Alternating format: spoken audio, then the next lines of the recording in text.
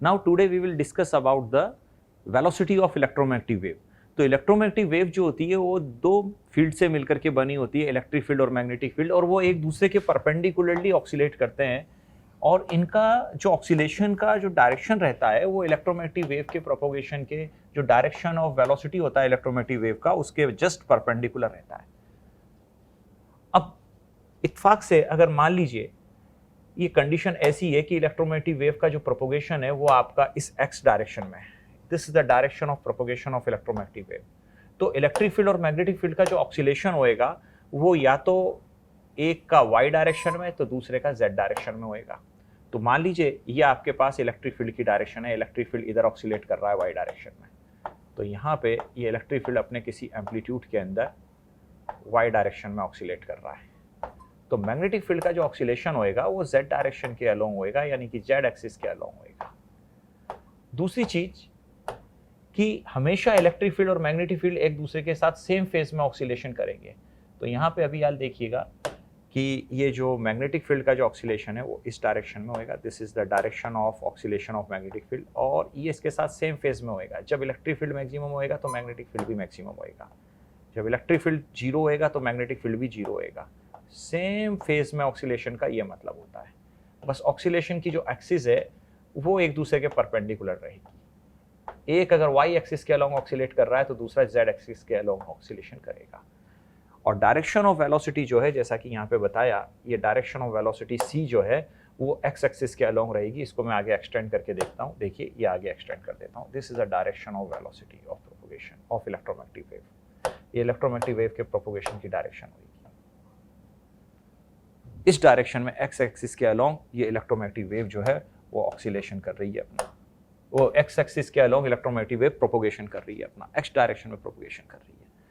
अब यहाँ पे अगर इलेक्ट्रिक फील्ड की जैसे मेरे को वैल्यू लिखनी है तो इलेक्ट्रिक फील्ड का किसी एट एनी टाइम जो वैल्यू होएगा वो इस प्रकार से लिखा जाता है, it is the value of the electric field at any position x at any time T. X axis पे चलते टाइम किसी भी पोजिशन एक्स पे किसी टाइम टी पर इलेक्ट्रिक फील्ड का वैल्यू आ जाएगा। यहाँ पे के जो है वो वेव नंबर होता है, जैसा कि अपन ने पढ़ा भी था वेव के अंदर, तो ये 2 पाई बाई लैम्डा से बताया जाएगा।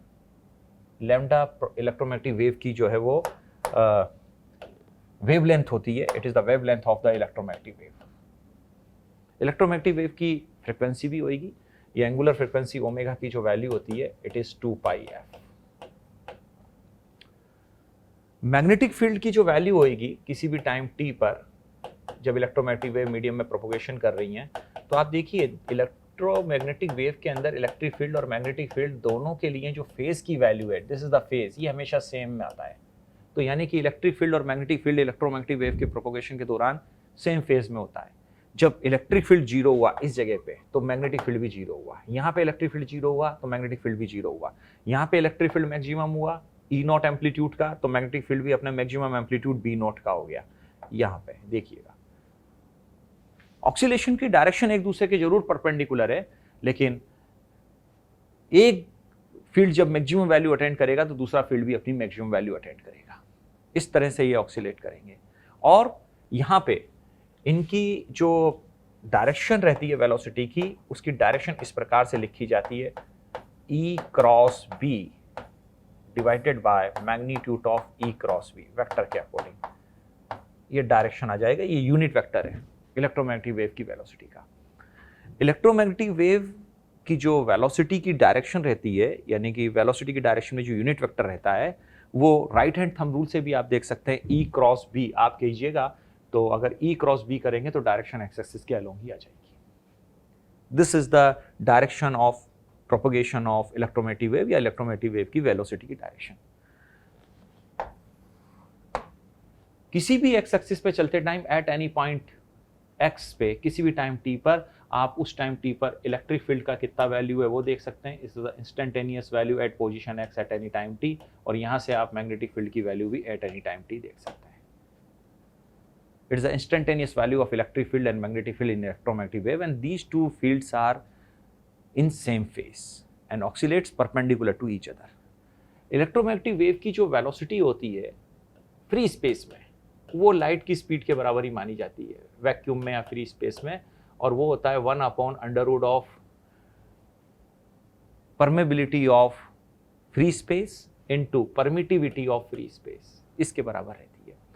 अदर किसी मीडियम के अंदर जो इलेक्ट्रोमैग्नेटिक वेव की स्पीड रहती है वो इस तरह से दी जाती है, उस मीडियम की परमिटिविटी और उस मीडियम की परमेबिलिटी का मल्टीप्लिकेशन, ये दिया जाता है। और हम जानते हैं रिलेटिव परमिटिविटी या रिलेटिव परमेबिलिटी में ये रिलेशन होता है इसके साथ, तो यहाँ पे आप इसका रिलेशन इसके साथ इस तरह से रिलेट कर सकते हैं। और इस लिहाज से यहाँ पे अपन स्पीड इन अनदर मीडियम जो है इलेक्ट्रोमैग्नेटिक वेव की जो स्पीड होती है उस तरह से भी एक्सप्रेस कर सकते हैं।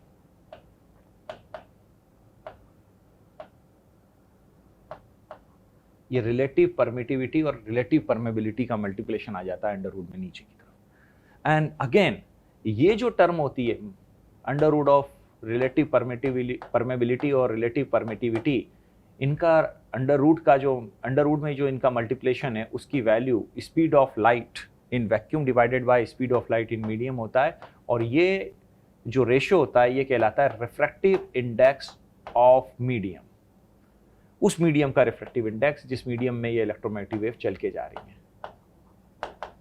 ये चीज हम जब रिफ्रैक्शन ऑफ लाइट पढ़ते हैं तो तब भी ये चीज डिस्कस करते हैं कि अनदर मीडियम में लाइट का जो स्पीड होता है वो चेंज हो जाता है, कम हो जाता है वैक्यूम के कंपैरिजन में। और वहां पे भी हमने मीडियम का रिफ्रैक्टिव इंडेक्स का बात जब हमने रिफ्रैक्शन पढ़ा था उसमें डिस्कस किया था।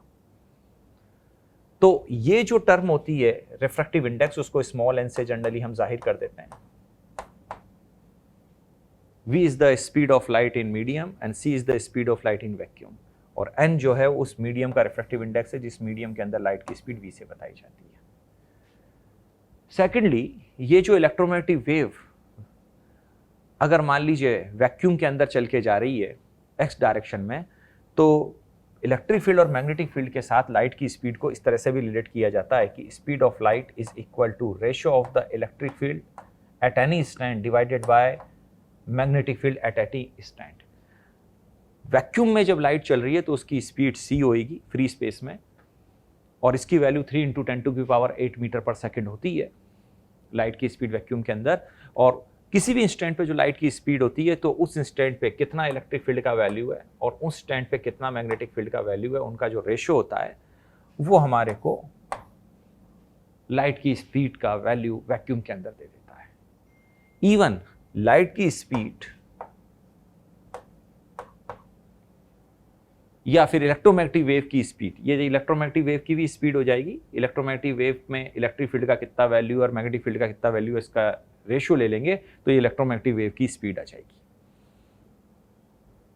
Light is also electromagnetic wave, तो उसके लिए भी आप कह सकते हो। और ये जो वैक्यूम के अंदर लाइट की जो स्पीड रहती है या किसी भी मीडियम के अंदर लाइट की स्पीड जो होगी वो उस मीडियम के अंदर लाइट की या इलेक्ट्रोमैग्नेटिक वेव की जो स्पीड होगी वो इलेक्ट्रोमैग्नेटिक वेव की फ्रीक्वेंसी कितनी है और इलेक्ट्रोमैग्नेटिक वेव की वेवलेंथ कितनी है, इनके मल्टीप्लिकेशन के बराबर भी निकल के आती है। हालांकि ये रिलेशन मैकेनिकल वेव में भी निकल के आता है, वहाँ पे भी हम यूज़ करते हैं। तो किसी भी मीडियम के अंदर जब इलेक्ट्रोमैग्नेटिक वेव चलेंगी तो उनकी स्पीड ऐसे भी निकाली जा सकती है और इस प्रकार से भी निकाली जा सकती है। सी लेटर यहाँ पे मैं यूज़ कर रहा हूँ, अदर कोई मीडियम रहेगा तो उसमें स्पीड v से रिप्रेजेंट कर देंगे। वैक्यूम है, फ्री स्पेस है, तो उसके अंदर इलेक्ट्रोमैग्नेटिक वेव की स्पीड को c से रिप्रेजेंट कर देंगे लाइक दिस। तो this is about the speed और velocity of the light in another medium और इन वैक्यूम, किसी और मीडियम में भी या वैक्यूम में भी। अब ये थ्योरी जो हमने यहाँ पे भी डिस्कस करी, इससे रिलेटेड हम कुछ क्वेश्चंस की प्रैक्टिस करते हैं। देखिए वो क्वेश्चंस कैसे हैं। ओके स्टूडेंट्स, अब ये जो कुछ क्वेश्चन है अकॉर्डिंग टू गिवन थ्योरी और डिस्कस थ्योरी से रिलेटेड, उसमें पहला क्वेश्चन है, देखिए इसकी प्रैक्टिस करते हैं कि इलेक्ट्रोमैग्नेटिक वेव में इलेक्ट्रिक फील्ड और मैग्नेटिक फील्ड जो ऑक्सीलेट करते हैं वो एक दूसरे के परपेंडिकुलर डायरेक्शन में ही ऑक्सीलेट करते हैं, जैसा कि अपन ने डिस्कस भी किया था। एक वाई एक्सिस के अलोंग ऑक्सीलेट करेगा तो दूसरा जेड एक्सिस के अलोंग ऑक्सीलेट करेगा। Direction of velocity of electromagnetic wave जो होती है वो हमेशा परपेंडिकुलर होती है इलेक्ट्रिक फील्ड के भी और मैग्नेटिक फील्ड के भी।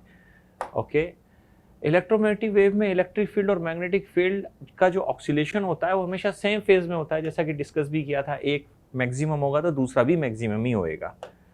नेक्स्ट है speed of the electromagnetic wave in a free space is given by, of course electromagnetic wave की जो स्पीड होती है वो फ्री स्पेस में या वैक्यूम में इस इक्वेशन से ही दी जाती है।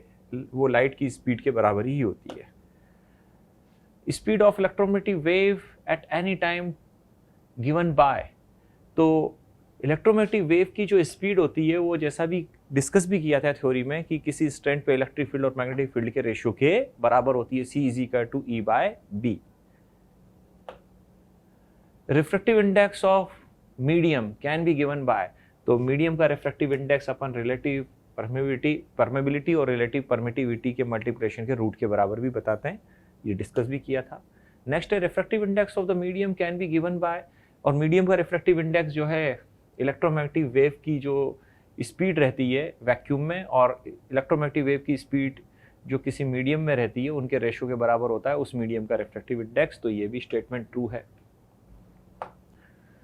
डायरेक्शन ऑफ इलेक्ट्रोमैग्नेटिक वेव, यानी कि जो लाइट की या इलेक्ट्रोमैग्नेटिक वेव की जो वेलोसिटी रहती है उसकी डायरेक्शन में जो यूनिट वेक्टर है वो इसी एक्सप्रेशन से अपन दे सकते हैं, E×B डिवाइडेड बाय A×B का मैग्नीट्यूड, तो सिर्फ डायरेक्शन आ जाएगी, यूनिट वेक्टर आ जाएगा। Speed of electromagnetic wave in a free space is nearly 3 × 10⁸ metre per second. Yes, free space में या वैक्यूम में इलेक्ट्रोमैग्नेटिक वेव की स्पीड जो होती है वो लाइट की स्पीड के बराबर ही होती है। Speed of electromagnetic wave in any medium can be given by, अगर फ्री स्पेस ना होकर के कोई और मीडियम है तो वहाँ पे जो इलेक्ट्रोमैग्नेटिक वेव की स्पीड है वो इस एक्सप्रेशन से दी जाती है। तो ये क्वेश्चंस थे जिसको अपन ने according to given theory discuss किया। Thank you very much to all of you.